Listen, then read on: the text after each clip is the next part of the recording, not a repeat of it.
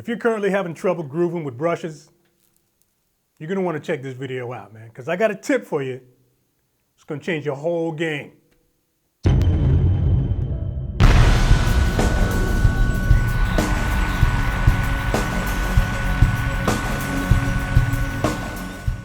So along with being pretty much the stupidest year in the history of all years, 2020 was also the year that we decided we were gonna admit and commit.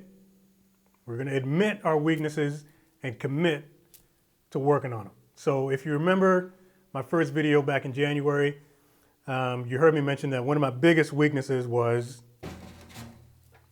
playing with brushes. And I mean, I've managed to get by over the years, but I've pretty much been faking it till I made it. And I've never been 100% satisfied with it. I can do some things, but I don't really have anything foundational to work on. At least I didn't.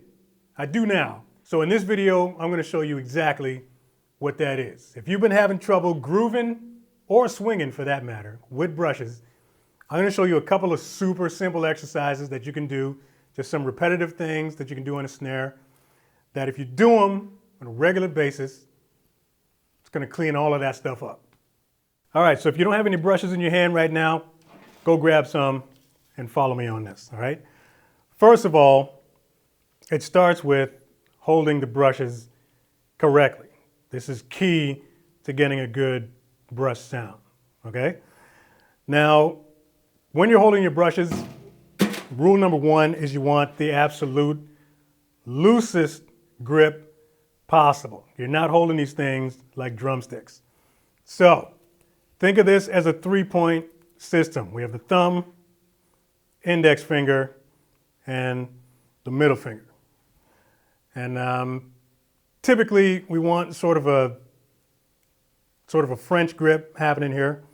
And our three-point system is this: thumb over top, middle finger right underneath it, like that. And then the index finger is just kind of doing that. It's kind of resting on its side there. And that's all you're gonna do. These last two fingers here, they're just gonna support the end of the brush. So, starts with that, and you can just rest these fingers here, okay? And again, you want the loosest possible grip on the brush. So, exercise number one. This is real simple, okay? Imagine an oval at the top of your drum, right there. Exercise number one is just take the brush and start drawing ovals, just like that. Top half of the drum.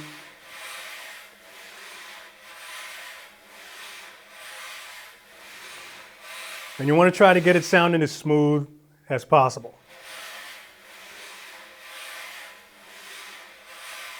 Now, one of the problems I was having before was that it wasn't sounding smooth. Then I discovered I was using too much wrist. If you're trying to do it like that and playing it from here, you're gonna have problems. I discovered it can get a lot more smoother if you play it from here. Play it from your shoulder and use your entire arm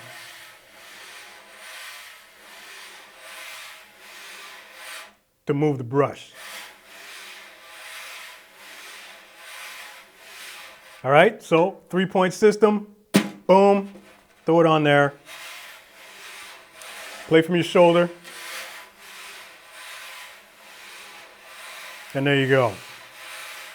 Now, if you want accents, all you gotta do is apply a little bit of pressure to flatten the brushes down on the head. So if we're getting 1, 2, 3, 4, we can go, if you want to accent 1 and 3, just press down slightly, like 5%, and that's enough to get the sound that you want. So we go like this,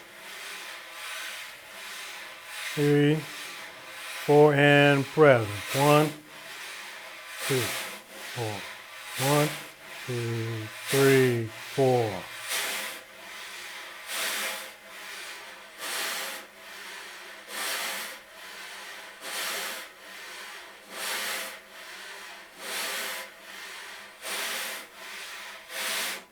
All right, so that's exercise number 1. Do that like 1,000,000 times in a row. Exercise number 2, take the left brush. Exact same thing, except this oval with the left hand, instead of being right across like that one, mine tends to go sort of on a diagonal here. Okay, so instead of across the top, I'm kind of down here with it, but it's the same thing. All right, 3-point system, play from the shoulder.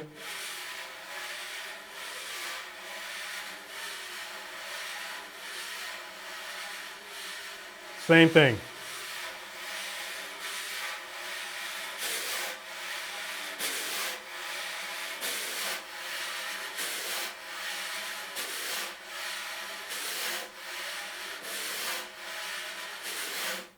All right, then you're going to take both of them.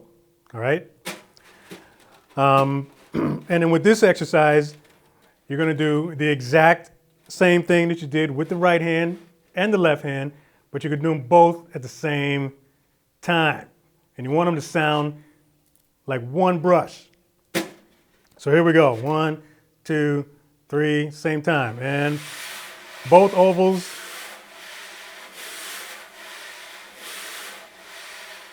At the same time.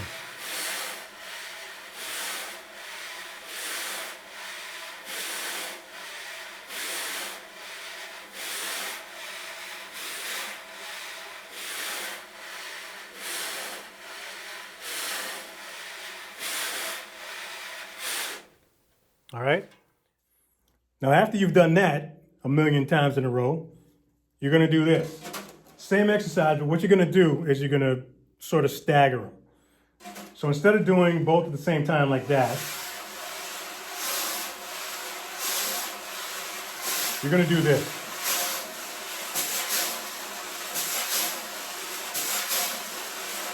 One and 2 and 3 and 4 and 1 and 3 and 4 and like that.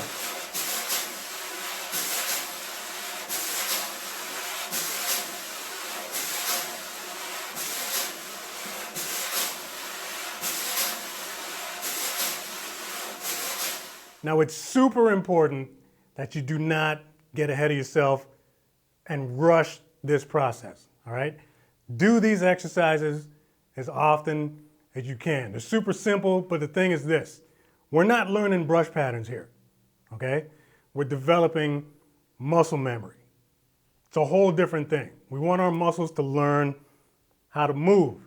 The important thing about that is that once you've done this for long enough, and once your left hand and your right hand get comfortable interacting this way, this will serve as your foundational stuff, the stuff that you need to build on top of, to basically play anything you want over top of it, especially once you start to add the tapping and the accents. Now, the next step from here, like this is the cool part. This is where things start to sound a little more musical, okay? Now that we got those motions down, and we can do that kind of thing. The next thing we can do now is we can start forming different types of rhythms simply by playing 2 different groups of 16ths. Think of groups of 4s and groups of 3s, okay? So 1, 2, 3, 4, 1, 2, 3, 4, 1, 2, 3, 4, 1, 2, 3, 4, 1, 2, 3, 1, 2, 3, 2, 3, 1, 2, 3, 1, 2, 3, that kind of thing. So if we're playing our brushes in that pattern, we can play 4s, 1, 2, 3, 4, 1, 2, 3, 4, 1, 2, 3, 4, 1, 2, 3, 4. Or we can play 3s. 1, 2, 3, 1, 2, 3, 1, 2, 3, 1, 2, 3, 1, 2, 3, like that. 4s.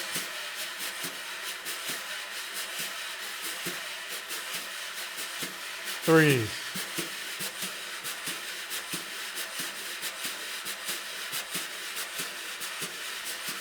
4s. 3s.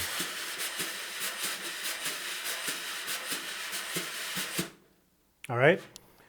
That is some really musical stuff that you can start to build on top of once you start adding accents and all that other kind of stuff.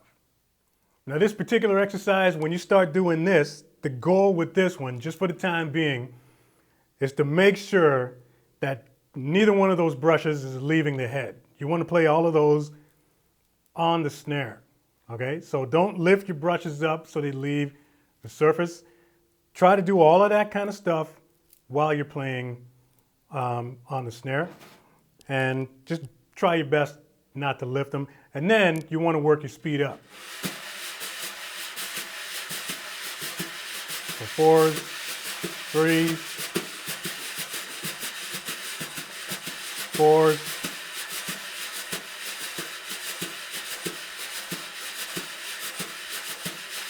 3s, right? And you can, you can get as fast as you want. Like as long as it sounds good and it sounds clean.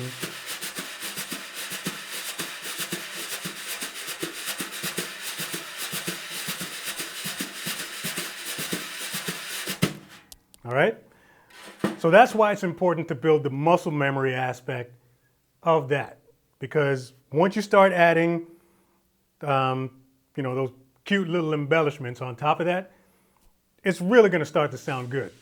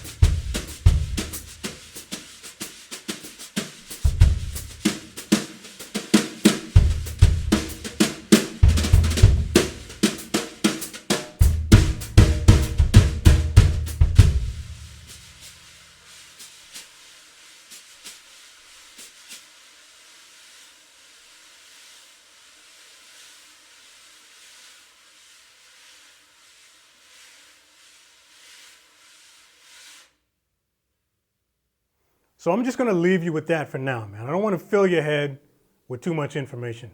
But these simple little swishy, swirly exercises, just repetitive movements that you can do on your snare drum, at least for me, man, it cleaned a lot of things up for me. And I discovered that all of the other stuff that I was able to do before with the taps and the accents and the rudiment fills and all that kind of thing, once that was thrown on top of this, it almost kind of cleaned everything up. Now, I'm not trying to diminish the art of playing brushes, because there's an entire art to doing this type of thing. Just watch Jojo Mayer, Jeff Hamilton, Steve Smith, Steve Gadd, like all of the masters, Clayton Cameron. By the way, if you're working on your brushes and you've never heard of Clayton Cameron, look that dude up. That guy will blow your mind. But yeah, these simple little exercises, what they did for me was they helped me to sort of figure out how I could add the swishing to the tapping, because I was good with the taps before, but once I added the swishes, it sounded horrible.